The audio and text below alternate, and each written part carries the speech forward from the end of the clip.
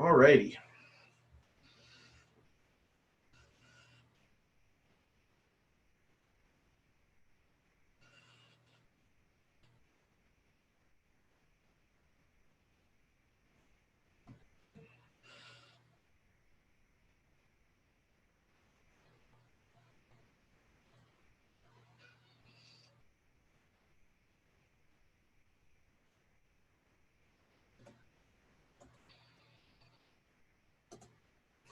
All right. We are ready to go. Thanks everybody for coming on down to another Super Speed Golf webinar. We got some really cool things to talk about tonight. We're actually going to introduce some of the data behind and also some of the more new details of our SuperSpeed C training club that we just released here at the PGA show. So I hope a lot of you guys were down in Orlando for the PGA show. It was a lot of fun. Demo day was pretty cold, but we all got through it. So we're happy to be back and really happy to get this SuperSpeed C club out to everybody in the world. We're really excited about the training that's going to come from that.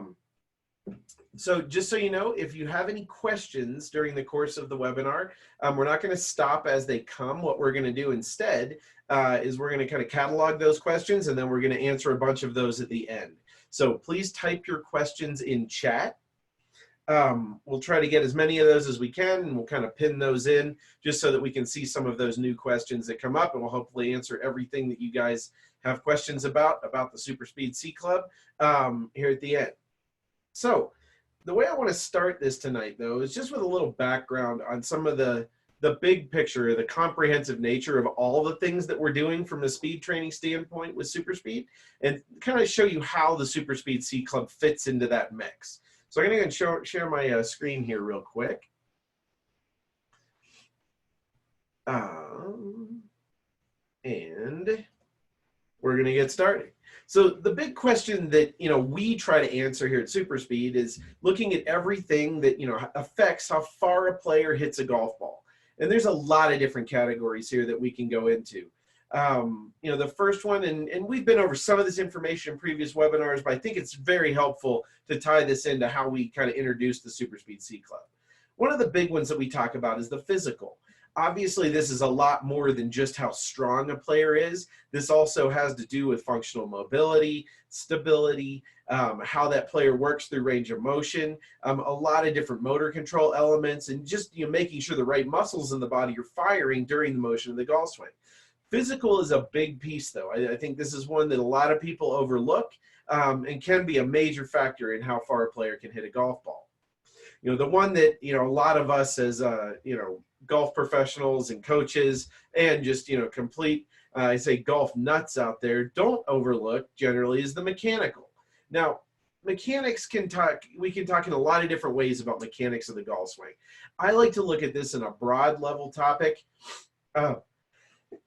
Excuse me, where we don't look at the individual style elements of the way a player's swinging the golf club, but more so are those different ways that a player's using the ground, the way that player's sequencing, and the way that player's using their hands and arms to deliver the club to the ball, really affecting efficiency and athleticism in their golf swing.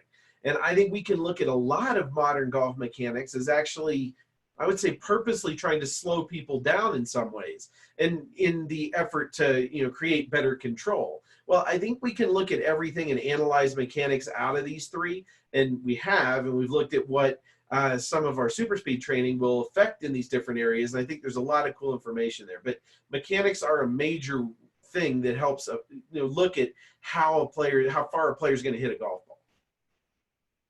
The third one is equipment, and I think it's we have to look at equipment because it's very important to actually delivering speed to the golf ball, and then how far that golf ball is going to go with all the different launch conditions and things that can happen there. So equipment's not the scope of this webinar by any means, but I have to throw it in there as something that could be a majorly important factor in how far a player can hit a ball. Then we have our specialty, which is the neurological. And I think you could kind of put this one in physical. They're connected, but they're also very different. I look at the neurological side much more as the motor unit. So basically, you know, the signal being sent from your brain down your central nervous system, arriving at your muscles, and then your muscles responding to that system with emotion. So when we look at the physical, if we're just looking at the physical part, what I'm looking at there is, does the muscle fire? You know, how strong is the muscle? What type of muscle fiber might it be? All the different things that we're looking really at the muscle side. When I talk about the neurological, I talk about the system of the brain sending the signal to the body and then the muscles responding to that signal. So that's kind of the difference in definition there between the physical and the neurological. I think the neurological side here is a major piece that we've explored in the last, you know, I would say 5 years, especially, you know, we've explored at SuperSpeed, looking at ways to really access speed that players are already capable of producing, and your brain's really just limiting your ability to produce that speed for a number of different reasons. But the main point here is that that is one of the backbones of everything we do at SuperSpeed.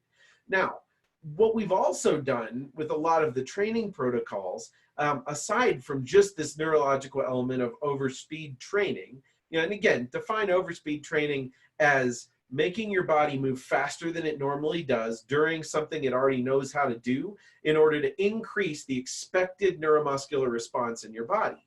So basically, we're just trying to make your muscles fire faster when they get the signal from your brain.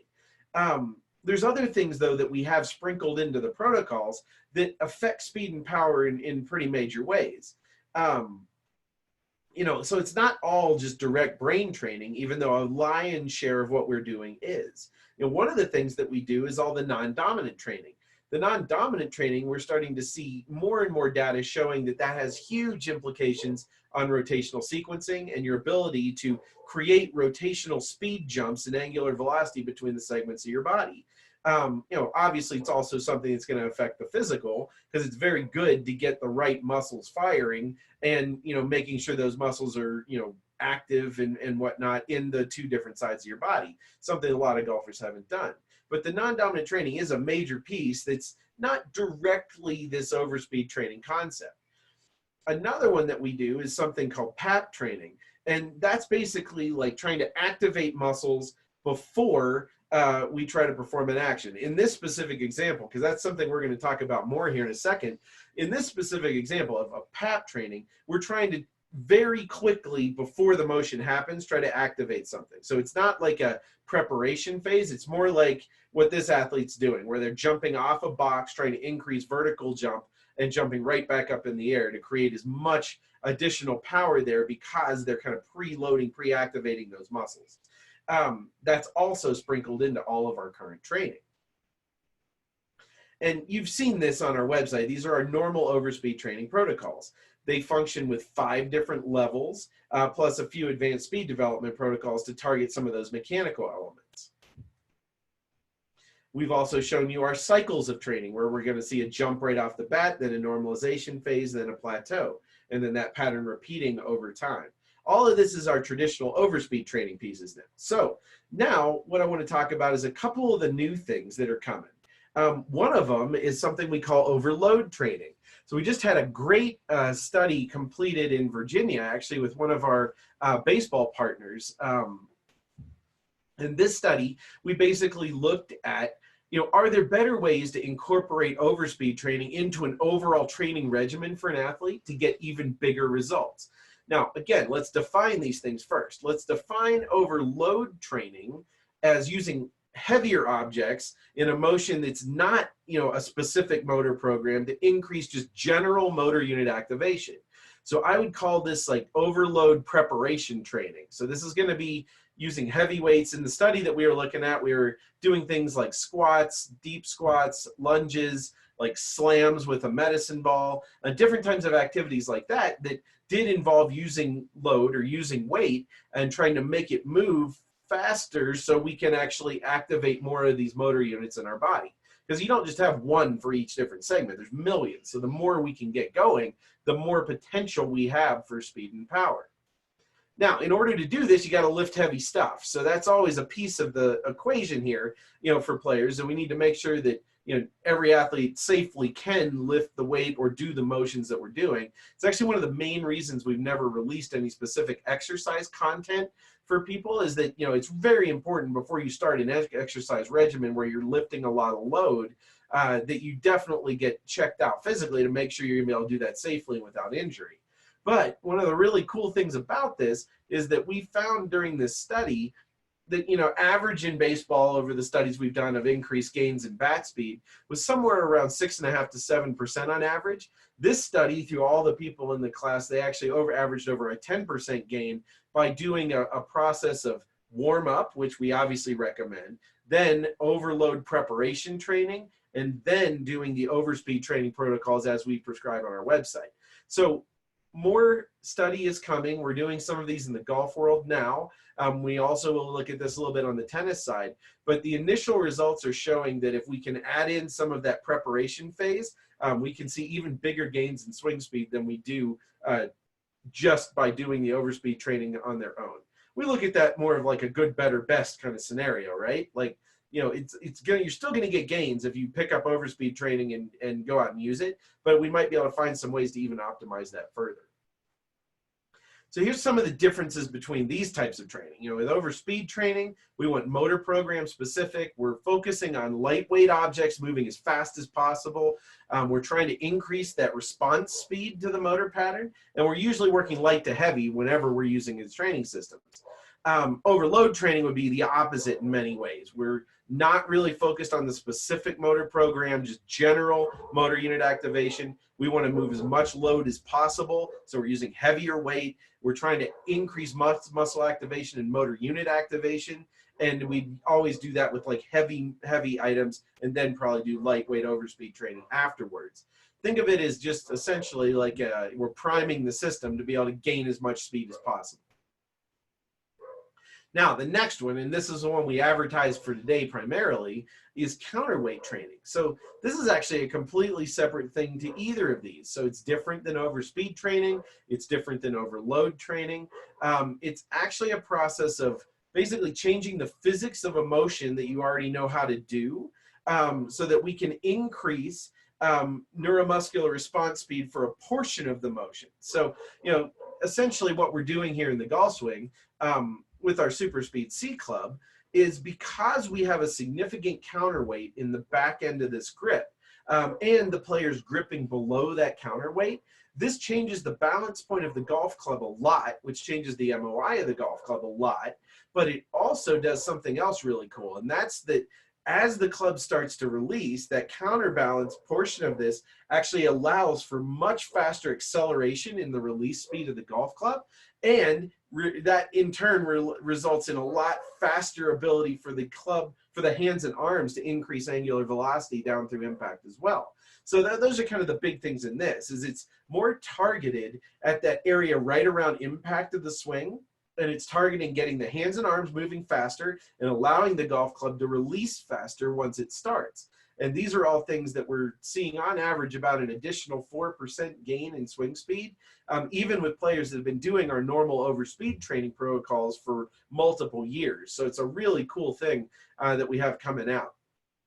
You guys can see this on the website now too, but essentially you have a counterweight on the top of the club, and then the bottom weight is smaller than on our normal SuperSpeed clubs. A lot of the other design of the club is very similar, but again, it's all about increasing hand and arm speed, and we're using this kind of alteration of the physics of the club to really get those huge gains with the SuperSpeed C club. Also want to mention, I think it's very important, that there are 3 brand new protocols that are specifically designed for use with the SuperSpeed C training club. You don't do the same protocols that you did with our overspeed training protocol. One major difference there is that there's only 1 club instead of 3. So instead of having 3 clubs to go through doing the overspeed training, you only have 1 club to do with the counterweight training. The drills that we do with this are also somewhat varied. You'll see some similarities because there are some drills that are very effective for both training protocols, but a lot of the things we do for the SuperSpeed C club actually involve like destabilizing the lower body to really force hand and arm speed, so that when you get back to having a more stable base in your normal golf swing, it's easy to really apply that hand and arm speed much more readily and much more easily. There are 3 levels of protocols. So we have 3 brand new protocols specifically for the SuperSpeed C product. One question that we get a lot now is, for players that have been doing overspeed training for a while, because a lot of you guys have had our system for a good amount of time, is how to implement this into your overall training regimen. And the answer is pretty easy. So if you've been doing this for a while, and I would say this applies to players that have already advanced into the level 4 or the level 5 protocol on our website for overspeed training. What you're going to want to do is, if you're one of those players, you want to add in counterweight training, still do the level 4 protocol or the level 5 protocol, wherever you fall in that process, but reduce the reps in that protocol by 50%. So you're going to do half the number of reps that you would do in each of those protocols, instead of doing the full. So basically you're reducing down to 2 reps per drill in those protocols than doing the full 4 or 5. And then you want to actually add on the full counterweight program after you do that other overspeed training protocol. And you would do that every day of the, every day of your 3 days during your week. Now, for players that haven't been doing overspeed training for that long, so if you're in our level 1, 2, or 3 protocol for SuperSpeed Golf overspeed training, you're going to want to do 2 days a week overspeed training, 1 day a week counterweight training. So you basically do them on separate days. And then once you get to that point where you're in our level 4 or 5 protocol, then you can cut those reps a little bit and add in the counterweight training all 3 days of the week. Now, the other thing too, for people that don't have these systems yet, each of them will work independently. So you can get gains, as we've seen for years, doing overspeed training. You can also get gains if you've never done any of this with just the counterweight training as well. So we've designed the systems to work independently and to get great results for players independently, and then also to work together in really great ways as well. So again, I'd look at that as good, better, best. Good is you're doing one or the other of these training systems on your own. Better is you might be doing both of these training systems. Best might be you're doing both of these training systems. You're also looking at how this is, working with a golf coach to affect your golf swing. You're also working maybe with a fitness professional to add in those preparation phases to really optimize every single gain you're going to get. So again, a lot of cool new stuff here with the way this is going. Also want to note that we will be adding some additional modules to our SuperSpeed certified program here in the next year, that are going to talk more about counterweight training and some of those other details on the physical side as well. So be looking for that as well in the future. And if you haven't checked out our SuperSpeed certified program, it is a really cool thing if you just want some more information on anything that we're talking about here with SuperSpeed. Okay, guys, that's it for right now on that. The next thing I want to do is really just kind of go back and now open it up to some questions about all of this. So if anybody does have any questions, let's go ahead and throw those in chat, and we'll go ahead and get started. Sorry, I'm just looking my list over here. Let's see if we get any Q&A.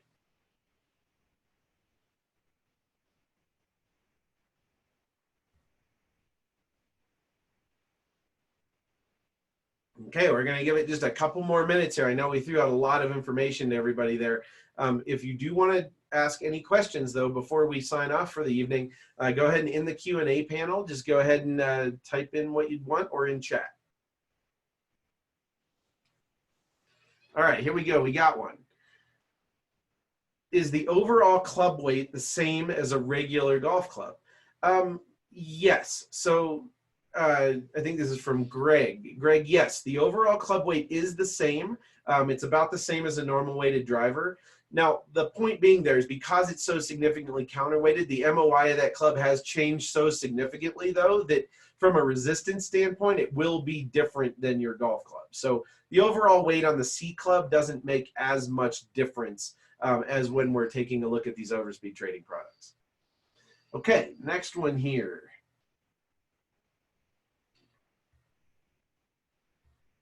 All right, good question here. So from Jerry, can you be more specific about overload training? Should you do this right before SuperSpeed training? Jerry, so I would say we don't have all the answers here yet. All we know is based on a few studies that are in progress and one that has been completed is that we are seeing potentially some optimization of getting bigger gains with overspeed training by doing that overload prep. Now, when this was done in the study where we got these big results first, it was station-based. So basically the players had about a 10-minute period of warm-up. Then they had a couple minutes, 2-minute break. Then they did about an 8 to 10 minute preparation with overload training where they were doing some heavy weight type activation, about a 2-minute break. Then the overspeed protocols, as we recommend on our website, with rest times and rest periods in there, depending on that player's ability to maintain maximum intensity throughout those reps. So I will be hoping to have a ton more data on this in the next couple months. We're hoping to really have a lot of cool information on how to integrate the overall training environment to optimize your speed gains with these training protocols. Okay, next question. From Matthew. Will you be releasing customizable sticks in the future, e.g. length and weight to match a player's existing clubs? No, we will not be doing that. And here's why. And that's because we've done a significant amount of testing of looking at, optimizing, exactly how many grams less and more than a player's driver weight a club should be. And really what we've found there is that there's ranges where the training becomes optimal. So really there's you have about a 8 to 12% window where the club, even if it's a little bit on the light end or a little on the heavy end of that 8 to 12% window, when you're on the lighter side, it really makes no difference. So like it isn't absolutely optimal if it's exactly 20% light, as long as it doesn't get below about 28, 29% light. So as long as you're in that window, you're fine. And on the heavy side, as long as you're somewhere between about 5% heavy, we don't get above 8% heavy, and we are at least right around the same weight as the players club, you're going to be in that same optimal range to get gains out of this. So there's really just not that much need to have it be that specific. Length does have a slight factor there, but again, as long as we're within about 1.5 inches of the same driver length, we haven't seen any kind of degradation in the optimization of the training. People still get just as good results with the current systems. And obviously it's a little bit harder to customize every single club that would go out based on player specs. Now, the one thing I would say on a customizing standpoint that we have seen, a lot of people do like to use their own grips, especially players that use different grip sizes. Now, we don't have the ability to change those on our end, but just to note, it would be a good, I would say personal optimization piece. Most of our tour players do immediately put their own grips with their own grip sizes or extra wraps of tape on their clubs as soon as they get the set. So that is something that I would recommend being able to do with your own set if you really want to, I would say, optimize it out to that kind of nth degree.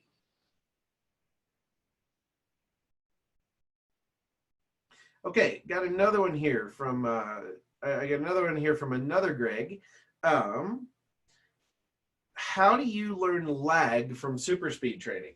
That's a really good question, actually. So, I mean, in a very specific sense, like nothing that we do with overspeed training or counterweight training is specifically going to target mechanics of wrist mechanics, except for our ASD3 sprint protocol in the overspeed training stuff. Now, I will say also with the counterweight product, it does help.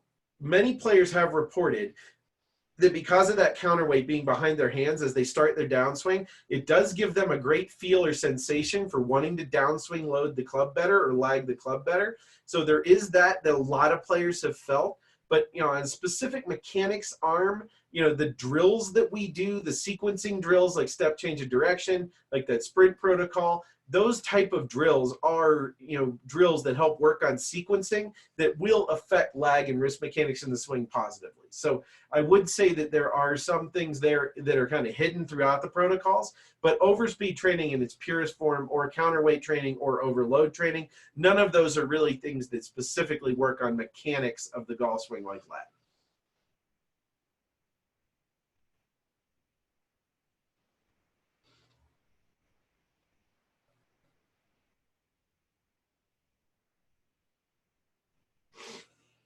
All right, let's see what else we got here.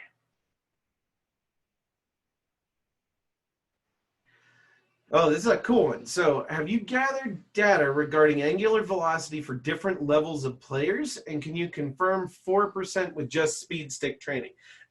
Yes. So, again, I don't have enough data points at this point. We don't have a large enough sample size. I mean, we're probably in the like 50 to 80 range right now as far as data points go. Looking at C Club training, and we've only had a handful that are really looking at that we've looked at that so far on 3D. We did some really cool stuff with gears with the guys at AMG Golf. We really appreciate them, working with us on that. One of the big things we did see there was increases in angular velocity with the hands and arms. Those players were varied in level. We had some players that were kind of high-level players. We had some just beginning amateurs. We saw very similar gains between them. We don't have specific tour data on that product yet. We will have that in the future, and we will share that with you as soon as we do. But I will say it was a varied group, with low handicap amateurs to high handicap amateurs. We saw very similar results on the angular velocity increases in the hands and arms and the release speed. And then the 4% is kind of the starting number that we're starting to see with existing players that have been doing overspeed training for a long time. We're seeing an average of about a 4% additional gain using the counterweight. Again, that's an average over a small amount of data points at this time. And I mean, data is always one of those things. I love research. I love data. I love looking at this. But until you have enough data points, until you really have enough to, the sample sizes get big enough that you can be pretty certain with that. We have thousands of data points with the normal overspeed training showing the 5% gains with players that haven't done that. So, I mean, that's just a piece there that I would like to throw in there. We are working on getting and collecting more and more data on the C Club currently, but the initial findings, initial clinical results that we've seen on this in practice have been very positive.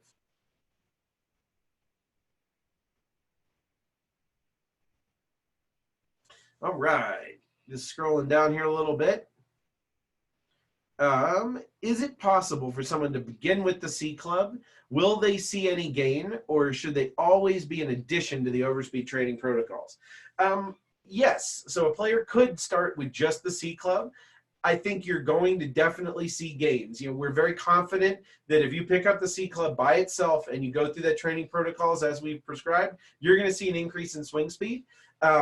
Our theory at this point is that it's going to probably take about that same 6 to 8 week period of time for those neurological gains there in the hands and arms to become permanent, just like it does with overspeed training. Again, we've built that system to work independently on its own as its own freestanding training system with that one club training system.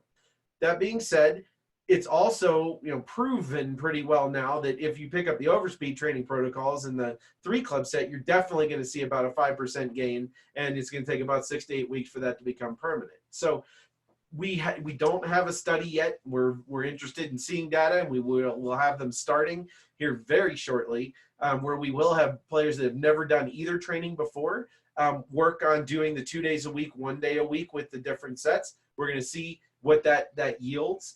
Our anticipation is that it will yield probably a higher than 5% gain in that initial 6 to 8 week period.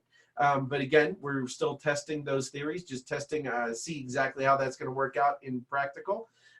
So we know that if you work with the overspeed training, we know what you're going to see. You're definitely going to see gains with the C Club by itself. Working with them together, our theory is that it will be even better. You'll see even bigger gains just because you're targeting and hyper-targeting multiple areas of that neurological speed gain that's potential for all those players. Okay. Let me just scroll down and see if I got anything else here. Okay, so Dennis is saying, besides Phil, what other professionals have used your products and what are their comments about them? At this point, we're north of 700 players on tour around the world working with our SuperSpeed golf training products. I know a number of those guys are getting exposed to the C Club over in the Middle East this week, and then they'll have more opportunity to start to work with that, I believe, at Pebble. So we will start to see more of them working with the C Club as well. you know, we've had very positive traction out on tour for years now. Many of these players have seen big gains.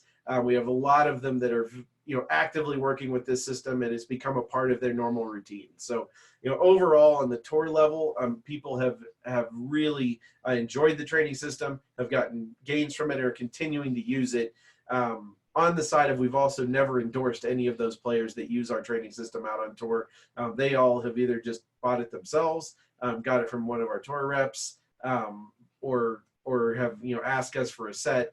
But in general, we've never paid any of them to use it, and they've all continued to use it because it's helping them. All right, I've got one more from Nico. How would you sell the SuperSpeed C training to a client? So from the golf coach side, you know, again, I think this is a product that it's an add-on product if you're already doing overspeed training that can get additional gains in.